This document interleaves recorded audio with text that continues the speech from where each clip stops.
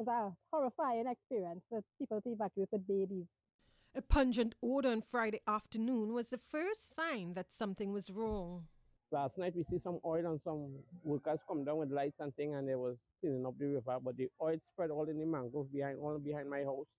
As the magnitude of the oil spill became clear, some 57 residents from Bayshore Marabella, including babies, were evacuated to the Royal Hotel for their safety. It is a horrifying situation. I didn't have to evacuate, but my niece had two babies. One is 9 months and one is 2 years. One of the evacuated residents says the hotel accommodation is good, but he and his family will not be staying there. Yes, we this morning we was getting breakfast and no lunch. So we leave and come home. And fisher folks are also concerned about their livelihoods. We can't go out with that oil. The lines in the boat is getting messed up with the oil. So you can't pull fish with that line.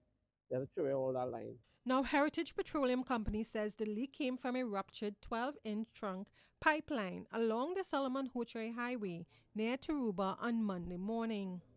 While the leak was clamped, gallons of oil seeped into the river course.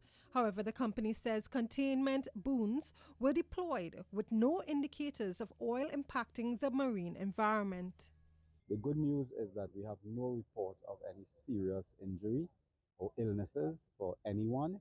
We have had a situation where we do have in the catchment area babies, infants, persons whose immunity might be compromised and so on by illnesses. But we have no reports of any significant illness emerging from this. Energy Minister Dr. Rudal Munilal says 3 contractors are on site and they are aiming to complete cleanup operations by Monday once the weather permits.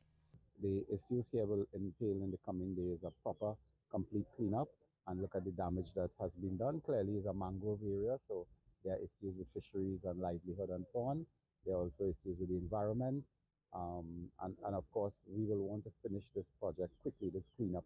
The minister says the cause has been identified as aging infrastructure. He adds that instruments of appointment will soon be given to new boards in the energy sector, and asset infrastructure will be a main priority, particularly for heritage.